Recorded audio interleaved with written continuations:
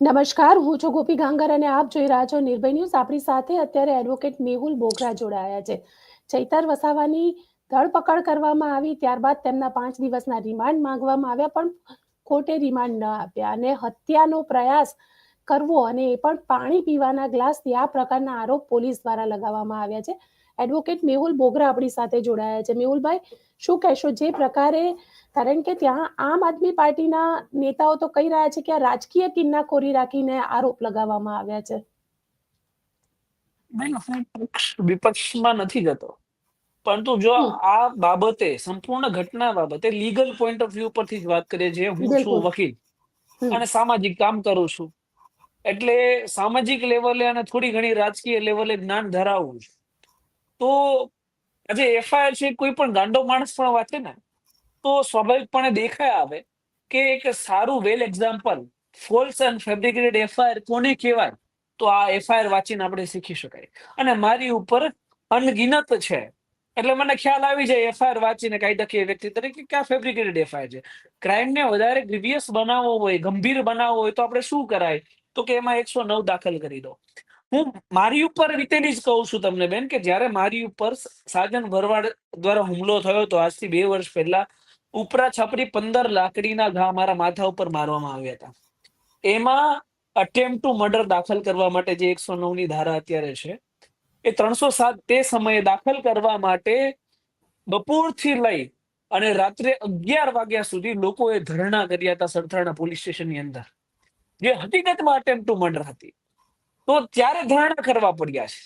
પણ જ્યારે સામે કોઈ વિરોધ પક્ષનો વ્યક્તિ છે, તો એને ફિટ કરવા માટે એક કાચનો વજનદાર ગ્લાસ માર્યો. એટલે ભાઈ, આખા ભારત દેશ કે દુનિયાની હિસ્ટ્રીની અંદર કાચનો ગ્લાસ મારવાથી કોઈ મરી ગયો ને, એવી બ્રેકિંગ ન્યૂઝ મેં આજ દિન સુધી સાંભળી નથી. તો માત્ર ને માત્ર ગુનાને ગંભીર બનાવવા માટે, એક ધારાસભ્યની ધરપકડ કરવા માટે, અને એક મોટો સીન કે ભાઈ જામીન નો થાય, વ્યક્તિ જેલમાં રહે, ભલે ને રિમાન્ડ કેન્સલ કરી દીધા કોર્ટે, પણ જવું પડ્યું તો જ્યુડિશિયલ કસ્ટડીમાં ને, જેલમાં જવું પડ્યું ને.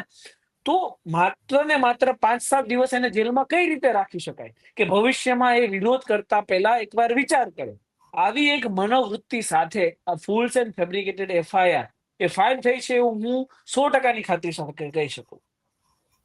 તમે કહી રહ્યા છો કે આ એફઆઈઆર ખોટી છે, પરંતુ ગઈકાલે કોર્ટે રિમાન્ડ પણ ના આપ્યા અને હવે જામીન માટે સેશન્સ કોર્ટ જવું પડશે. જનરલ એક સિનારીઓ હોય છે કે જે મેજિસ્ટ્રેટ હોય એ ગુણદોષમાં જાજા ના જાય. હું તમને કાયદાકીય ટર્મ જ સમજાવું છું કે જ્યારે બી, કારણ કે અટેમ્પ્ટ ટુ મર્ડર એટલે લાઈફ ઇમ્પ્રિઝનમેન્ટ સુધીની સજા થઈ શકે, તો એ ગુણદોષમાં ના જાય. મેજિસ્ટ્રેટ હોય એ શું કરે કે ભાઈ રિમાન્ડ આપવા જેવા નથી ને અમને જ્યુડિશિયલ કસ્ટડીમાં મોકલી દો, પછી સેશન જજ જેમના અંડરમાં કોર્ટ આવે છે એ નક્કી કરશે કે અમને જામીન પર છોડવા કે ના છોડવા. તો એ તો સામાન્ય છે કે ત્યારે મેજિસ્ટ્રેટ પાસેથી એમની પાસેથી જામીન મળવાના નતા. પરંતુ મુખ્યત્વે અહીંયા જે પોલીસ પ્રશાસનની જે કામગીરી હું આખા કાલના ઘટનાક્રમમાં જોતો આવ્યો છું ને, એ બહુ શંકાસ્પદ છે.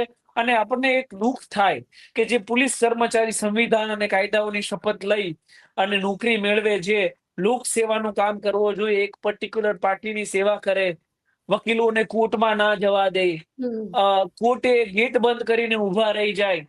મને તો ક્યારેક એવું થાય કે હાઈકોર્ટ એટલી મોટી શા માટે આ દેશની અંદર ડેકોરેશન માટે આપવામાં આવી છે? હાઈકોર્ટ પાસે પાવર છે શું મોટો લેવા માટે, કે કોઈ પણ ઘટનાને શું મોટો જાતે પોતે લઈ શકે. તો આવી બધી જયારે ઘટનાઓ બને છે કે વકીલોને કોર્ટમાં એન્ટ્રી નહીં, તો હવે તો આ એલએલબી કરતા વિદ્યાર્થીઓ બિચારા ચિંતામાં હશે કે અમે કોર્ટમાં નહીં જઈએ તો ક્યાં જશું. તો તકલીફ આ દેશની એ છે કે તમામ પોલીસ ફોર્સ એ કઈ રીતે એક પાર્ટીની લાલન પાલન થઈ શકે, પાર્ટીના હાઈકમાન્ડના ઓર્ડર કઈ રીતે માનવા, એના ઉપર ફોકસ કરીને બેઠી હતી. નહીં કે કાયદો વ્યવસ્થા કઈ રીતે જળવાય, કાયદાનું અમલીકરણ કઈ રીતે થાય, એ પ્રમાણે કામગીરી કરતી મેં કાલે જોઈ નથી. પણ સવાલ અહીંયા એ ઉભો થાય છે ને, ગોપાલ ઇટાલિયા ત્યાં ગયા તો ગોપાલ ઇટાલિયાને વકીલ તરીકે પણ અંદર ન જવા દીધા. બીજા જે વકીલો હતા એમની સાથે ધક્કા મુક્કી કરવામાં આવી. તમને લાગી રહ્યું છે કે આ બધું જ એક વ્યક્તિને પોતાને જે સંવિધાને હક આપેલા છે, એ દરેક હકનું અહીંયા આગળ હનન થઈ રહ્યું છે? There is a clear cut misuse of power by police officer. મતલબ સત્તા મળે તો જવાબદારી સાથે મળે. તો તમારું કામ છે કાયદા કાનૂન મુજબ ચાલવાનું. એ વકીલ કદાચ ગોપાલભાઈ વકીલ છે, વકીલ હોય કે ના હોય એ પ્રશ્ન જ નથી. Court is open for all. તમે હોય, હું હોય, સામાન્ય નાગરિક હોય કે કોઈ પણ વ્યક્તિ હોય, એ કોર્ટમાં જઈ શકે. કોર્ટને બંધ કરવાનો ઓર્ડર અથવા ઇન કેમેરા પ્રોસિડિંગનો ઓર્ડર એ ભાજપ કાર્યાલયમાંથી નહીં, એ પોલીસ તંત્રમાંથી નહીં, એ જે તે કોર્ટના જે તે જજ નક્કી કરે કે મારી કોર્ટ ઇન કેમેરા ચાલશે કે ગેટે તાળું લાગશે કે નહીં લાગે, એ પ્રિન્સિપલ ડિસ્ટ્રિક્ટ જજ નક્કી કરશે. એ કોઈ પોલીસ ઓથોરિટી કે પોલીસ પ્રશાસન નક્કી કરવા વાળી કોઈ નથી. તો જે કાલની આખી થ્રુ આઉટ પ્રોસેસ છે એ આપણને 100% ખાતરી આપે કે પોલીસ પ્રશાસન છે એ કોઈ પણ હાઈકમાન્ડના પ્રેશર અંડરમાં, હું તો આને પ્રેશર ના કહું ગોપીબેન, કારણ કે હું માનું છું ત્યાં સુધી કાયદાથી ચાલવા વાળો વ્યક્તિ હોય ને એના ઉપર કોઈનું પ્રેશર ના હોય. એ માત્ર ને માત્ર પ્રમોશનની લાલચ હોય છે, પ્રમોશનની ઘેલસા હોય છે કે અમે જો પાર્ટી હાઈકમાન્ડનું માનશું તો અમને ભવિષ્યમાં પ્રમોશન મળશે, સારી પોસ્ટિંગ મળશે અને અમારું ચાલ્યા કરશે. અને પોલીસની પણ જ્યારે લેંગ્વેજ જોઈએ ને કે એક ધારાસભ્ય એટલે એક પ્રદેશનું પ્રતિનિધિત્વ કરવા વાળો વ્યક્તિ, એના ઉપર કઈ આંચ આવે તો એનો પ્રદેશ હોય એના સમર્થનમાં આવે, કેમ કે સારા કામ કરતો હોય. ત્યારે પોલીસની આપણે એક ભાષા જોઈએ ને કે હાલે તું સાઈડમાં રહે, તું તારી ઓકાતમાં રહે. તો આપણને એવું થાય કે આ તો કઈ ટપુરા લેંગ્વેજની વાત છે કે ઓકાતમાં રહે એટલે શું તમારી ઓકાત છે? અરે તમે કોઈ કાર્યાલયના પગારમાંથી નોકરી મેળવો છો? જે તમે ઓકાતની વાત કરી રહ્યા છો ને એ લોકોના ટેક્સના પૈસામાંથી તમારા પગાર થાય છે. પણ ટૂંકમાં કેમ કે પ્રમોશનની ઘેલસા છે, વધારે રૂપિયા પાર્ટી હાઈકમાન્ડમાંથી મળવાના છે, તો જાહેર જનતા સાથે તું તડાક તમામ નૈતિક વેલ્યુઓને સાઈડમાં મૂકી કાયદાઓને ગજવામાં રાખી પોલીસ પ્રશાસનની દમનગીરી મેં કાલ આખો દિવસ જોઈ છે ગોપીબેન. પણ સાથે એક સવાલ તમને એ પણ પૂછું મેહુલભાઈ, તમે કોર્ટમાં રેગ્યુલર જાઓ છો, આ પ્રકારનું પહેલા પણ થતું હોય છે, કારણ કે જ્યારે રાહુલ ગાંધી આવ્યા ત્યારે વીઆઈપી કેસ હતો, અમે લોકો હતા, અમને પણ કોર્ટમાં નહોતા જવા દીધા. પણ હા, વકીલોને ચોક્કસથી જવા દે છે, જે વકીલને સાંભળવું હોય હિયરિંગ એ વકીલોને જવા દે છે. ગઈકાલે જે રીતની આખી સિસ્ટમ જોવા મળી, એમના ફેમિલી વાળાને પણ ન જવા દીધા, ના એમના કોઈ સમર્થકને જવા દીધા કે વકીલોને જવા દીધા. તમને શું લાગી રહ્યું છે કે પોલીસ ખરેખર ભારતીય જનતા પાર્ટીના ઈશારે કામ કરી રહી છે? હા, કાલે મેં એ પણ વિડીયો જોયો છે ને જેમાં કોઈ એક વ્યક્તિ એવું કહે છે કે તમે હવે ભાજપના ખેસ પહેરી લો. તો હું પણ એવું 100% ખાતરીપૂર્વક કહું છું કે તમારે સત્તા પક્ષના ખેસ પહેરી લેવા જોઈએ. જો તમે જનતાનું પ્રતિનિધિત્વ અને જનતાની સેવા ના કરી શકતા હોય ને એક પાર્ટી પોલિટિક્સની પર્ટિક્યુલર સેવા કરતા હોય તો પછી તમારે ખેસ પહેરી જ લેવા જોઈએ. અને મને તો એ પણ નથી સમજાતું ગોપીબેન કે ગુજરાતની જનતા આ બધું જોવે છે કે નથી જોતી. હકીકતમાં અહીંયા કોઈને મનોમંથન કરવાની જરૂર હોય ને તો ગુજરાતની જનતાને મનોમંથન કરવાની જરૂર છે. કારણ કે નરી દ્રષ્ટિએ જોઈ શકાય અત્યાચાર, દમન આપણે નરી દ્રષ્ટિકોણથી જોઈ શકીએ છીએ, એમ છતાંય આપણને જો બુદ્ધિ નથી સૂઝતી તો આનાથી મોટો તો કોઈ ઘટસ્ફોટ કરવા આવે નહીં કે હવે તમે તમારી આંખો ઉગાડીને જોવો. આજે એ કયા પાર્ટીનો માણસ છે એનાથી મને કોઈ લેવા દેવા નથી. અવારનવાર મેં વ્યક્તિના વિડિયા જોયા છે જેમાં એ જનતાના હિતની વાત કરે છે. અંદર ખાને જે કરતા હોય, અહીંયા દૂધે ધોયેલું કોઈ નથી, પરંતુ જનતાના હિતની વાત તો છે.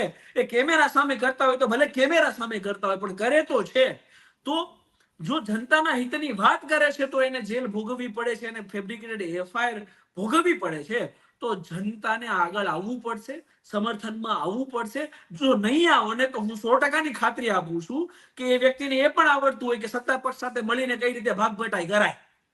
તો લોકો પછી એ વે અપનાવી લેશે કે જનતાને કોઈ પડી નથી, જનતાને કઈ લાગતું વળગતું નથી અને જનતા અહીંયા ભોગવવા અને સહન કરવા માટે જ આવી છે. તો અમે શું કરવા હેરાન થઈએ, અમે શું કરવા જેલમાં જઈએ, અમારો પરિવાર શા માટે હેરાન થાય? તો મિલે સુર હમારા તુમારા એ રીતે બંને બધા ભેગા મળી અને પછી ભાગબટાઈ કરવા લાગે એ પહેલા જનતાએ સમજી અને આમાં હાઈકમાન્ડ, પોલીસ તંત્ર કે કોઈ પણ હોય જે પાવરનો મિસયુઝ કરતો હોય એને બેબાક સંદેશો આપવો જોઈએ કે ગુજરાતની અંદર અમે દમન અને કાયદો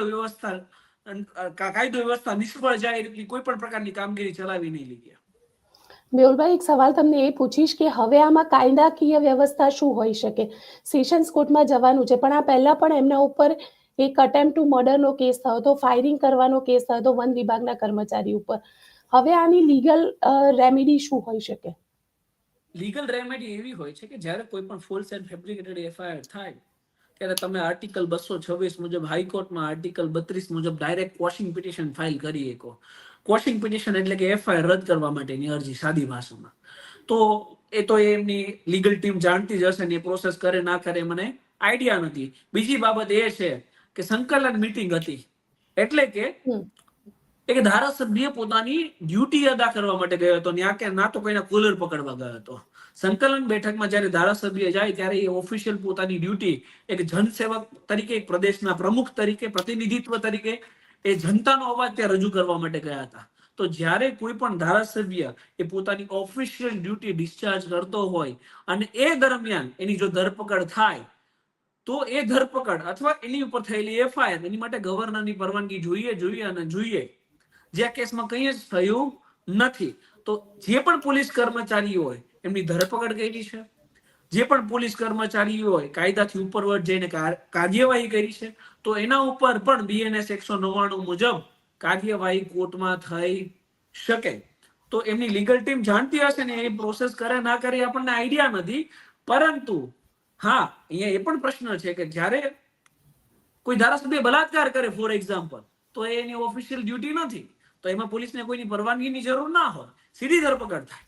પરંતુ જ્યારે સંકલન બેઠકમાં ગયો છે ત્યારે એની ડ્યુટી અદા કરી છે, એની ધરપકડ ક્યારેય ના થાય. અને જો આ રીતે ધરપકડ થવા માંડે ને, તો મને તો ક્યાંક નવાઈની વાત નથી, તો કાલે ઉઠીને વિધાનસભામાં કોઈ વિરોધ કરશે ને, તો ત્યાંથી પોલીસનો ડબ્બો આવીને ઉઠાઈને લઈને વયો જશે. સંસદમાં કોઈ વિરોધ કરશે ને, તો ત્યાંથી ડબ્બો ઉઠાઈને લઈને વયો જશે. તો આમાં કોઈ નવાઈની વાત નથી. ભવિષ્યમાં કદાચ ગોપીબેન આપણે આવું પણ જોઈ શકીએ. લોકશાહી માટે કેટલું ખતરનાક છે? લોકશાહી માટે અત્યંત ખતરનાક. લોકશાહી તો ઠીક છે, જાહેર જનતા માટે આ અત્યંત ખતરનાક છે. કારણ કે જો લોકો ડિસ્ટ્રોય થઈ ગયા ને એકવાર, કે ભાઈ અહીંયા વિરોધ કરવાથી આપણે એફઆઈઆર સહન કરવી પડે, આપણે જેલ જ ભોગવવી પડે, આનાથી સારું એ છે કે આપણે હળી મળીને કામ કરીએ. તો નુકસાની માત્ર ને માત્ર જનતાને છે. તો જનતા સમજશે તો પછી લોકશાહીનું નવનિર્માણ થશે. એ થશે ને થશે. તો જે સંપૂર્ણ તાકાત છે જનતાની અંદર છે, તો આમાં જનતાને આગળ આવવું જોઈએ કે નહીં, અમારો લોક પ્રતિનિધિ છે અને આની સાથે તમે આવું કરી શકો નહીં. જો આવું થાય તો લોકશાહી બચે, ને તો પછી લોકશાહીની વાતો બચે. ગોપીબેન, બિલકુલ મેહુલભાઈ, અમારી સાથે જોડાયા તેના માટે આપનો ખૂબ ખૂબ આભાર. ધન્યવાદ.